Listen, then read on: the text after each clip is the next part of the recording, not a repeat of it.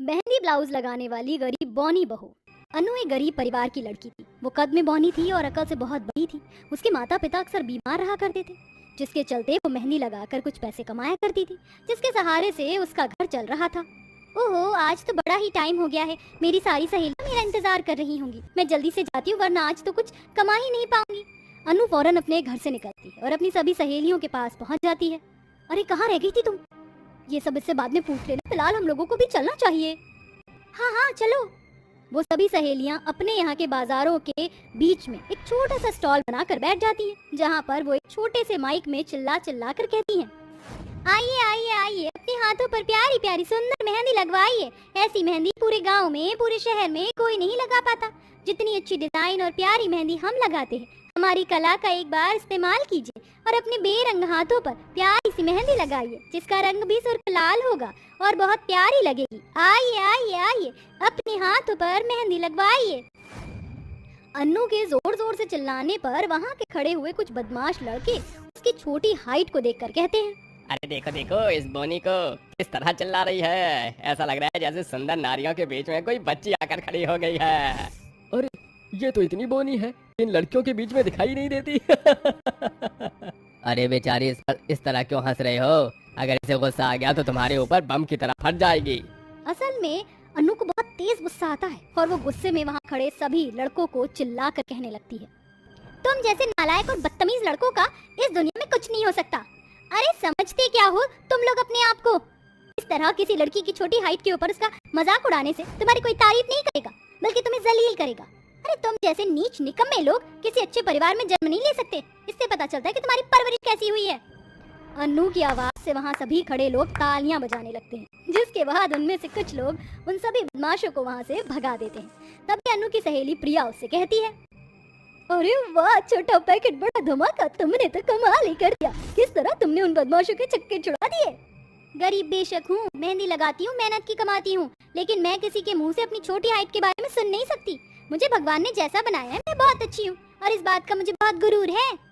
अनु इस प्रकार वहाँ पर आए हुए अपने ग्राहकों को मेहंदी लगाती है और पैसे कमाने के बाद जब शाम को पूरा बाजार उठकर जाने लगता है, तो वो भी आखिरी में अपने घर जाने से पहले सब्जी मंडी से सब्जियाँ लेकर और अपने माता पिता की दवाई लेकर वापस घर लौट आती है।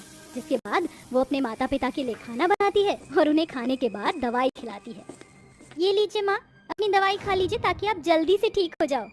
मेरी प्यारी बच्ची, पता नहीं तू और कब तक ऐसे ही कष्ट झेलती रहेगी। अगर तुम न होती तो पता नहीं हमारा क्या होता। लेकिन बेटी, अब तुम्हारी उम्र हो गई है और हमें सबसे ज्यादा चिंता तो इस बात की सताती है कि हम इस लायक नहीं कि हम तुम्हारी शादी करा सके। अरे माँ, पिताजी, लगता है भगवान ने मुझे इसलिए ही बनाया है ताकि मैं अपने माता पिता की सेवा कर सकूं, और ये मौका मुझे मिल रहा है तो मैं इसे गवा कैसे सकती हूँ। मुझे कोई शादी नहीं करनी माँ, मैं ऐसे ही ठीक हूँ। बेटी, शादी तो तुम्हें करनी होगी, ये तो दुनिया का दस्तूर है बेटी। अपने घर नहीं होती है, उसे पराए घर जाना ही होता है। और फिर जहाँ मुझे तुम्हारे लिए रिश्ते नहीं मिल रहे थे, वहाँ अब कोई ऐसा इंसान है जो तुम्हें बहुत प्यार करता है।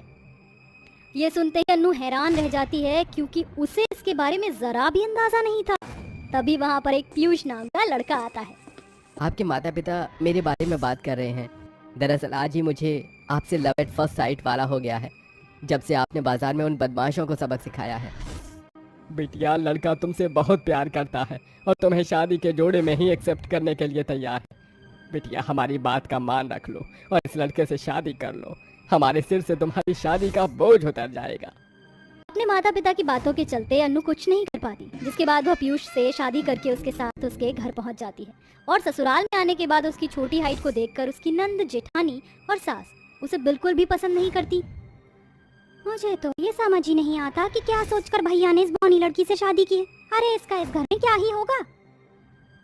बहुत हुआ, ये मेरा घर है ना कि कोई धर्मशाला जहाँ पर हम किसी को भी आने दें। बौनी लड़की को तो मैं इस घर से भगा कर ही रहूंगी, ये मेरा वादा है। अरे माँ जी, मैंने तो सोचा था कि पीयूष की शादी में अपनी बहन नायरा से करवाऊंगी, लेकिन देखो ना, पीयूष ने अपने पैर पर कुल्हाड़ी मार ली। और रही बात इस बौनी लड़की को इस घर से बाहर निकालने की, तो इसमें मैं आपका साथ दूंगी, ये मेरा आपसे वादा है। अन्नू को शादी किए हुए एक हफ्ता भी नहीं होता है और इस हफ्ते में उसकी सास और जेठानी उसके ऊपर चोरी का इल्जाम लगाकर उसे घर से निकाल देती हैं, जिसमें पीयूष भी कुछ नहीं कर पाता। बेचारी अन्नू दर दर की ठोकरें खाने लगती है और उसके पास अब और कोई चारा भी नहीं होता। मेरी छोटी हाइट की तरह ही मेरी किस्मत भी बौनी निकली। हे भगवान, ये सब मेरे साथ क्या हो रहा है? अब मैं कहाँ जाऊंगी? अनु इस तरह परेशान होकर चलती रहती है, जहाँ वो एक पेड़ के नीचे जाकर बैठ जाती है। उस पेड़ के नीचे एक लड़की फूट फूट कर रो रही होती है। क्या हुआ? तुम इतनी परेशान क्यों हो? क्यों रो रही हो? यहाँ सब कुछ ठीक तो है ना? कुछ ठीक नहीं है। मेरी एक ही तमन्ना थी कि मैं अपनी शादी में ब्लाउज वाली मेहंदी लगवाऊं, लेकिन गरीबों के लिए ये सब शौक रखना बहुत कठिन होता है। मैं बहुत गरीब हूँ और लगता है मेरा ये सपना कभी पूरा नहीं होगा। ओहो, ऐसी बात है? तुम परेशान मत हो, मैं हूँ ना, मुझे बहुत अच्छी मेहंदी लगानी आती है। मैं तुम्हारे ब्लाउज वाली मेहंदी लगा दूंगी। इसके लिए मैं तुमसे 1 रुपया भी नहीं लूंगी। ये मेरी तरफ से तुम्हारी शादी का एक तोहफा होगा। ये सुनकर उर्वशी बहुत खुश होती है, जिसके बाद अन्नू उसकी कमर पर ब्लाउज वाली मेहंदी लगाना शुरू कर देती है। उसका डिजाइन इतना प्यारा होता है कि वहाँ से आते जाते लोग अन्नू की कलाकारी को देख रहे होते हैं और वहाँ देखते ही देखते भीड़ लग जाती है और सभी लोग उसकी वहाँ खड़े होकर तारीफ कर रहे होते हैं। तभी वहाँ पर एक बहुत बड़ा मेहंदी आर्टिस्ट पहुँच जाता है और अन्नू के टैलेंट को देखकर बहुत खुश होता है। मैंने मुझसे अच्छा आर्टिस्ट कोई नहीं देखा, लेकिन तुम्हें देखने के बाद मुझे ऐसा लगा कि मुझसे भी बहुत अच्छे आर्टिस्ट इस दुनिया में हैं।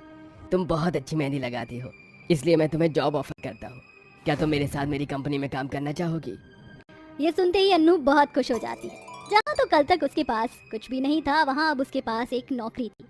वो नौकरी को मंजूर कर लेती है, जिसके चलते दिग्विजय उसे एक बहुत बड़ा फ्लैट भी देता है, जहाँ से अपने माता पिता को वो अपने पास बुला लेती है। उस दिन के बाद से अन्नू की सफलता की शुरुआत हो जाती है। वो एक के बाद एक सीढ़ियाँ चढ़ती है और ब्लाउज वाली मेहंदी लगा लगा कर वो खूब पैसा कमाती है। कुछ ही समय में वो अपना एक बहुत बड़ा इंस्टीट्यूट खोल लेती है, जहाँ वो लोगों को मेहंदी लगाना सिखाती है। यही नहीं, बल्कि अन्नू की सफलता उसके ससुराल तक भी पहुँच जाती है। अरे ये सब मेरी ही गलती है। मैंने अपनी बौनी बहू का बहुत मजाक उड़ाया और उसे घर से निकाल दिया। मुझे ऐसा नहीं करना चाहिए था। शकुंतला अपनी बड़ी बहू के साथ अन्नू के पास जाती है और उसी से माफी मांगती है और उसे घर चलने के लिए कहती है। आज मेरे सफल होने के बाद आप मुझे वापस लेने आई हो। कल तक जब मैं आपके सामने कुछ भी नहीं थी तो आपने मुझे घर से निकाल दिया था, लेकिन अब मैं अपने माता पिता का सहारा बन चुकी हूँ। मैं उन्हें नहीं छोड़ सकती, इसलिए मैं आपके साथ नहीं आना चाहती। इस प्रकार वो अपनी सास के साथ जाने के लिए मना कर देती है और अपनी मेहनत के सहारे वो अपने माता पिता के साथ खुशी खुशी रहने लगती है। ओहो, जल्दी से ये टमाटर पिस जाएं तो मैं शाही पनीर की सब्जी बना लूं। तभी रसोई में रेखा की चचिया सास मीनाक्षी आ जाती है।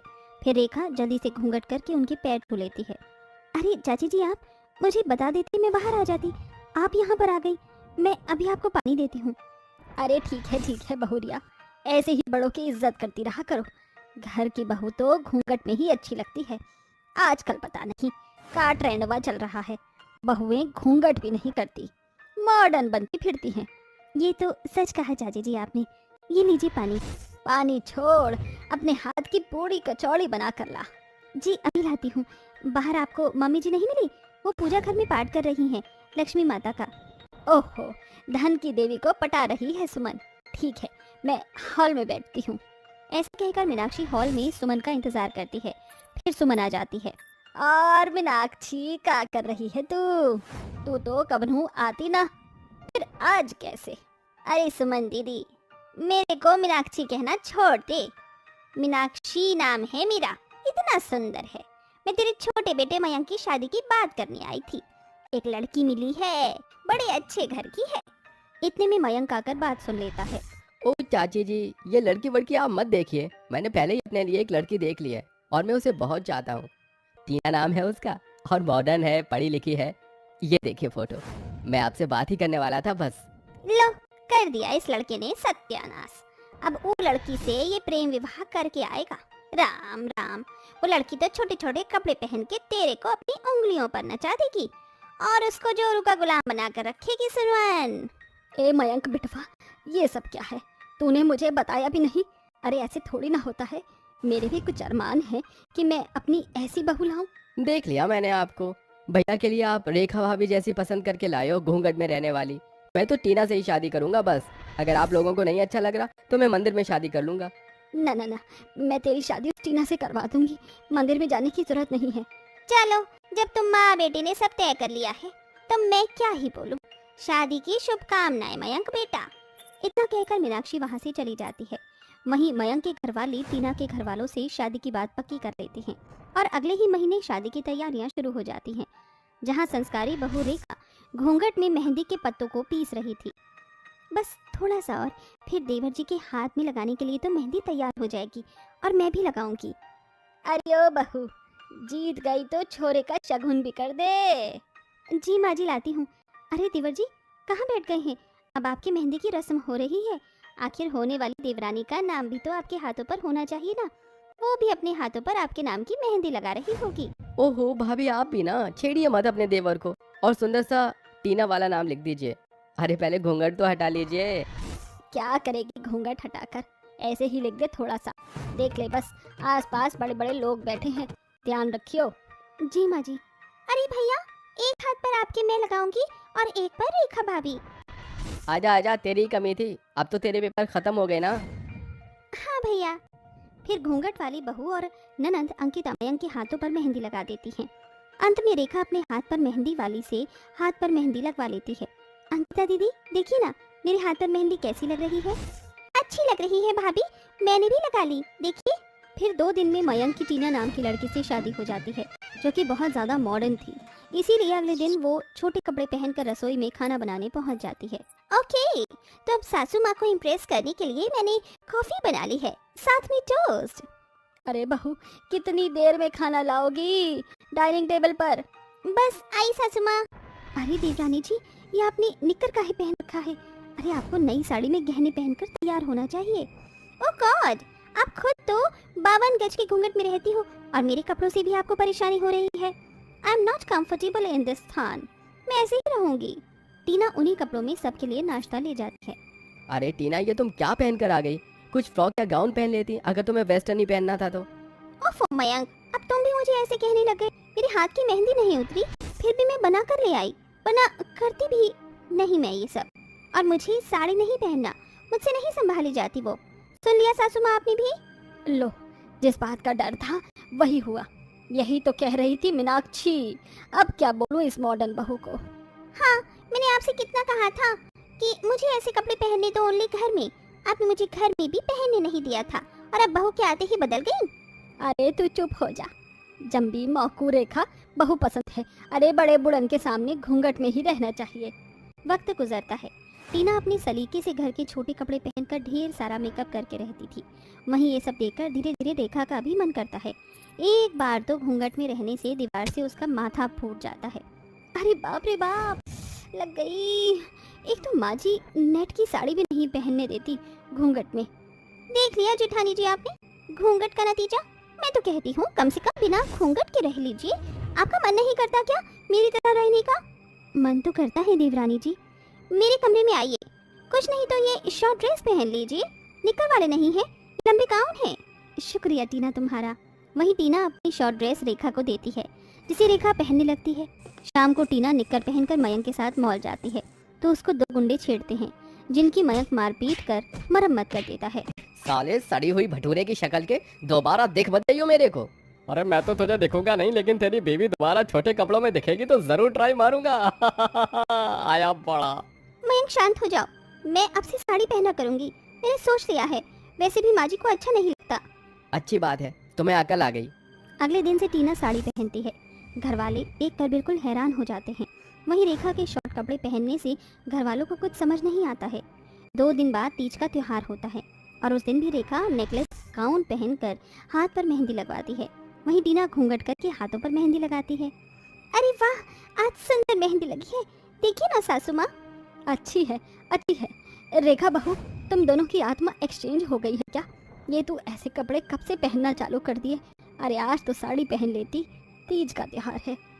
माँ जी, मैंने इतने सालों से घूंघट किया है, अब मुझे थोड़ा खुलकर जीने दीजिए, मुझे अच्छा नहीं लगता। वैसे मेरी मेहंदी बहुत अच्छी लगी है। सुनिए, आपने मेरे ब्लाउज वाला डिज़ाइन कुछ अच्छा सा बना दीजिएगा, जिससे मेरी बैक सुंदर लगे। हे कृष्ण भगवान, यही देखना बाकी रह गया था बस मेरी आंखों को। सुमन मना करती है, लेकिन रेखा पीठ पर मेहंदी का डिज़ाइन बनवा लेती है। आसपास के लोग और औरतें देखकर मजाक भी उड़ाती हैं। सुमन, तेरी ये घूंघट वाली बहू अचानक से इतनी मॉडर्न कैसे बन गई? और मैं तो तेरे मयंक की बहुरिया देखकर बड़ी खुश हूँ, इतनी सुंदर लग रही है घूंघट में। हाँ हाँ, कुछ भी कहो, सुमन की दोनों बहू निराली हैं। कभी एक कार्टून पंती करती है तो कभी दूसरी। कैसे पीठ दिखा रही है कम कपड़े पहनकर, और मेहंदी भी लगवा ली। छी छी छी छी छी। रेखा, सुनवा लिया तुमने माँ को? देखो लोग कितनी हंसी मजाक कर रहे हैं। ये पीठ पर मेहंदी लगवाने की क्या जरूरत थी? मिल गई बहू तेरे कलेजे को ठंडक। अरे मैंने तुझे मना किया था, क्या इतने दिन से तू पहन रही थी, लेकिन आज मेरी लाज रख लेती। टीना बहू सुधर गई तो तू बिगड़ गई। अगर तुझे घूंघट में तकलीफ होती है तो बोल देती, मत किया कर घूंघट पर इज्जत उछालने की क्या जरूरत थी। हाँ दीदी, माँ जी अभी सही कह रही हैं। ठीक है, मैं मानती हूँ अपनी गलती। घूंघट में मुझसे काम नहीं होता था, फिर मैंने देवरानी को देखकर सोचा मैं भी ऐसे ही रहूं। मुझे माफ कर दीजिए, आप कभी ऐसे कपड़े नहीं पहनोगे। इस तरह घूंघट वाली बहू को अक्ल आ जाती है और अब दोनों बहू बिना घूंघट के घर में एक साथ खुशी खुशी रहने लगती हैं और मनचाहे ढंग से कपड़े भी पहनती